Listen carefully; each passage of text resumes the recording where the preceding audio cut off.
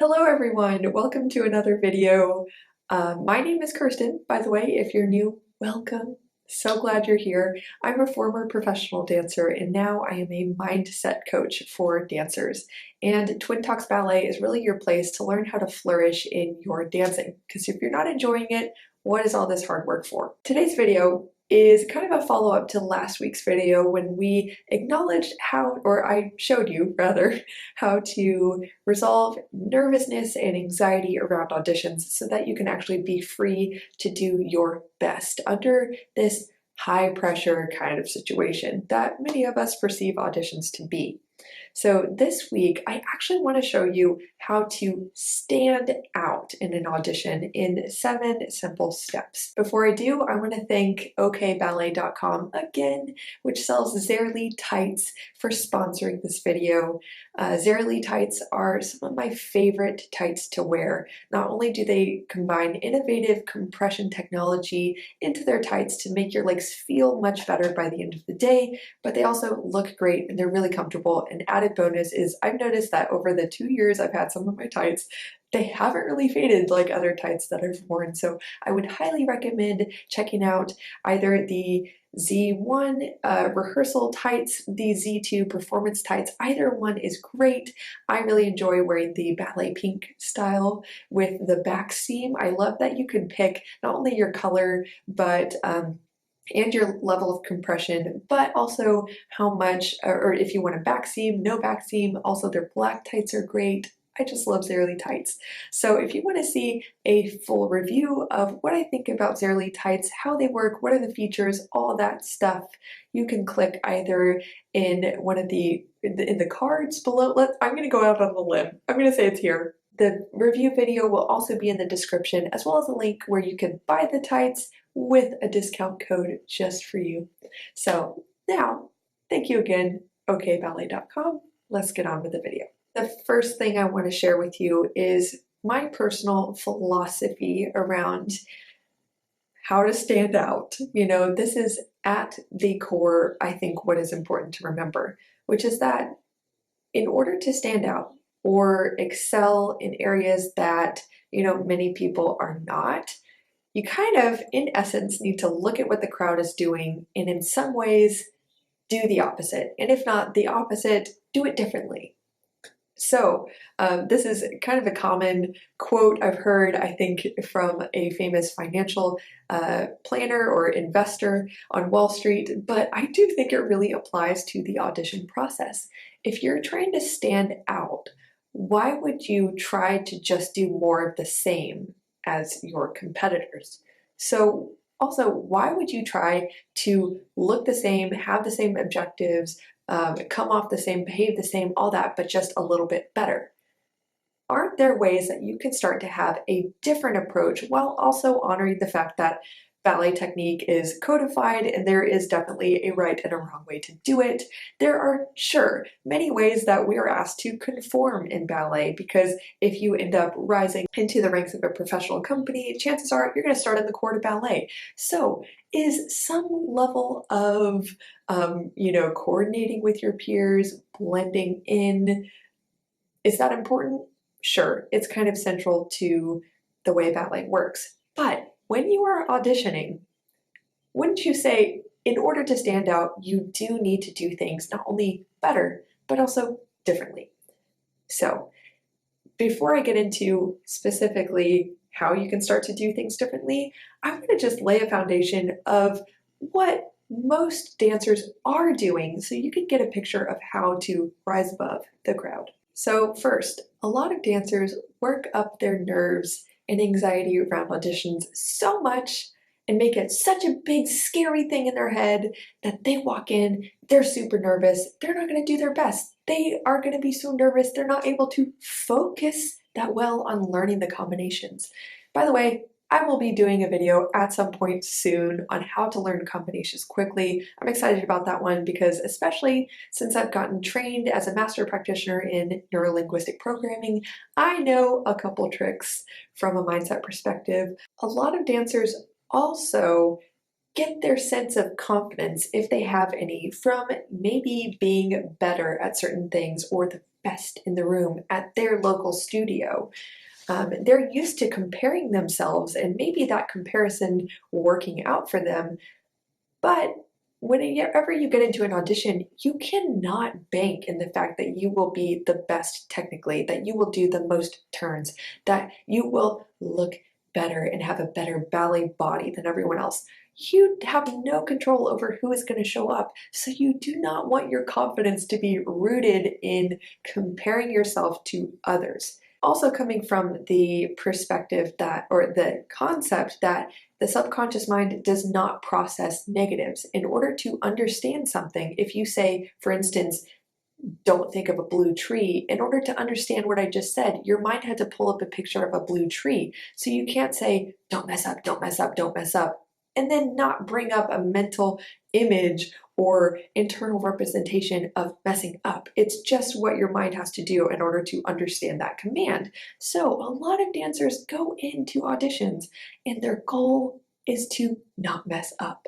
They think that in order to look like a good dancer, they just need to focus on not making a lot of mistakes. But then what are they focusing on? Mistakes.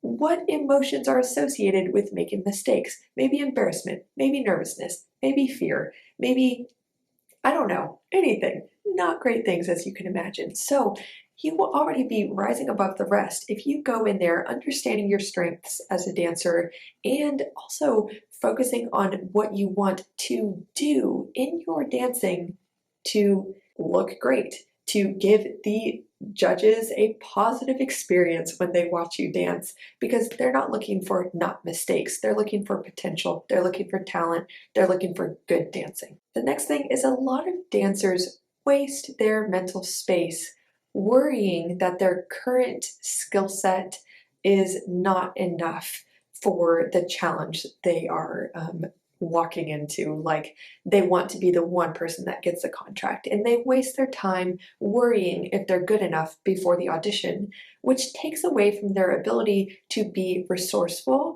and say, okay, you know, maybe you have to have a little reckoning. Like, I'm not going to be the best person in the room. Maybe not.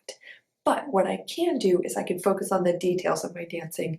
I can give all my attention to being attentive, learning the combinations well, and not only learning them, but adding certain accents that are different and show my mental maturity as an artist. So this is resourceful. You want to be thinking, what can I do? What can I add? What can I use within my current skill set to show that off, you know, and create something nice out of what capabilities I possess, instead of worrying if you're enough. That's really not the time to do it. It's pretty much a complete waste of time and mental space. Here's a big one.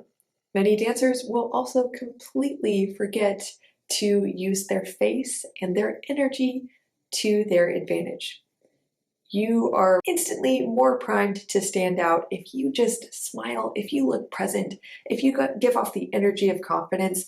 You are going to stand out, even if you are like middle of the road in your technique. You're definitely not the best one there.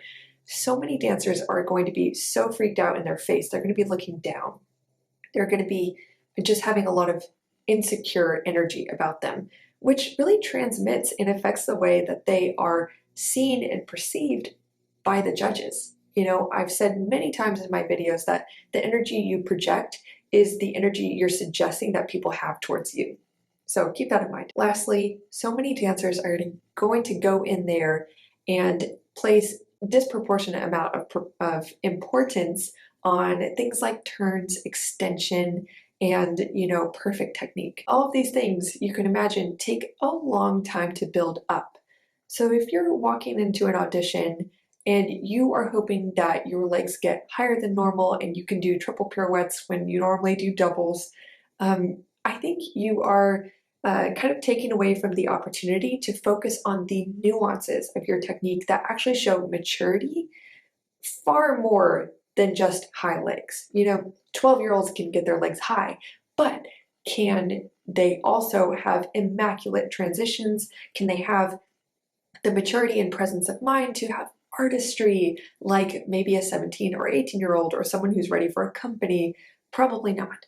So when you're in class the rest of the year, work on your technique, work on your turns, your extensions, whatever, but always be working on the little things, the details that really make a person an artist rather than just an athlete. And those are also things that you can really turn on in an instant in auditions just by being more thoughtful. Instead of being overly concerned about, my leg is normally here, I wish I could get it here. Again, that's just a waste of mental space. That is a summation, a generalization of what most of the crowd in an audition will be displaying. So now that you know, I hope that you're starting to get the mental gears turning about like, how can I start to do the opposite of those things in order to stand out? And here are my 7 tips on what you can really do. The first thing is really just to project confidence. All confidence is a sense of being sure. And you can be sure about anything that you choose. It could be that you trust yourself to perform under pressure. And if that doesn't work for you, it could be that you are sure that your port bra and your smile is lovely and that whoever's watching will probably appreciate it because you appreciate it. It could be a sense of assuredness in any aspect of yourself or your dancing that you choose. Whatever it is, really tap into what you are sure about and project that. Choose to dwell on it throughout the audition because that energy of confidence actually transmits a feeling of trust in whoever is watching you, or rather, they feel like they can trust you. It puts them at ease when they're watching you, and it's going to predispose whoever's watching to kind of give you the benefit of the doubt and to think that you're pretty capable because you're transmitting that energy. Confidence also changes your physiology. What are some physiological traits of someone who's confident? Maybe their shoulders are down and back. They're mostly relaxed, but they hold themselves kind of tall and proud. Maybe they have more direct eye contact. Their eyes aren't darting around everywhere. Instead of being jittery and, their physiology is kind of like this, or they're, taking baby steps to the front instead of 1-2 step present. The way that you come off indicates if you want to be seen or you don't. If you think you're worthy of being seen or you're not. And that, again, affects the way that others see you. So in the comment on physiology, that's my next point. Carry yourself as an embodiment of what you want to be seen as. Is it a confident dancer? A dancer who trusts themselves? They're competent? What physiology I recommend is, just like I said, shoulders down, chest forward, not obnoxious, but chin lifted, and avoid letting your eyes go down or darting around the room. You want to project confidence, right? So you want to have more, if not direct eye contact, just keep your eyes at eye level. There you go. Whatever possible, or a little higher, as appropriate with good epaulement when you're dancing. I'm not saying, of course, sometimes it's great to kind of put your eyes down as you gesture to the side or up when it's appropriate, but just be very mindful of your posture, your physiology, the energy you're giving off with your body and your eye line. And another tip with this is you might also want to focus on coming off as pleasant to work with and teachable, engaged. And that definitely has to do with making direct eye contact when that's appropriate. Instead of looking around, focus on the task at hand, whether you're focusing on the person who's teaching the combinations or whatever it is. Think for yourself how you might present yourself in order to come off that way. Another way is also to expect to look for the details that they're giving you in the combinations and really be sure, even if you mess up the basic parts of the combination, get the details, because that really shows that you are listening, that you're paying attention, and you're the kind of person who picks up on nuances and is really following what they're saying. Of course, it's ideal to not mess up the basic parts of the combination, but consistently look for the details, the hints, the emphasis in their voice on, and the arm goes up on 5, Make sure that you're honoring those details, and it will really make you come off as engaged, teachable, smart, all those good things. Next, I want you to know your strengths. I like to share with my clients who are especially going into company auditions to identify their personal brand as a dancer. And this works for you also if you're doing summer intensive auditions. You need to know yourself, know your strengths, know what kind of styles suit you. Of course, it's great to experiment in your training, but especially if you're going for a company contract, think of the process of auditioning like you are marketing yourself. You are selling your services as a dancer. That's essentially what you're doing, especially if you're auditioning for a contract. If you're auditioning for summer programs or schools, you're auditioning for an opportunity, showing that you're going to be nice to work with and that you have potential. But you're really trying to sell the total package and sell the fact that you're going to provide value if you're auditioning for companies. So the best way to do this, in my opinion, is to pre-frame auditions like a process of marketing yourself. And with marketing any product, you need to know what you're selling. You need to know the features, not just the features, but why people should care about what you're offering, how it's going to change their lives, their work, make their day better. You need to know what value you add to a space and what features you have to offer. If your first thought is, I'm a hard worker, that's what everyone says. It's not unique. Sorry to be very blunt, but that is literally the first thing I hear most dancers say when I ask them, what are your strengths? That's usually what they say. Maybe they will hesitantly say, I have clean technique. What does clean technique insinuate? That it's void of mistakes. No one's lives are going to be that much better watching you if you don't make mistakes. They want to know, how are you going to make them feel with your performance? They want to know what beautiful things that you have to show, and how will that beauty add value to a space, to a stage? How will your energy affect a room, a rehearsal studio? They want to know these things, not, I have clean technique and I worked really hard. That's what everyone says.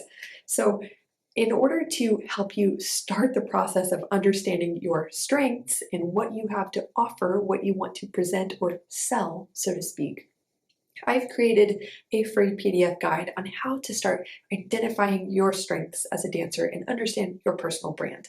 So you can access that by going into the description, clicking the link below, enter your email address, and I will send you that free PDF guide.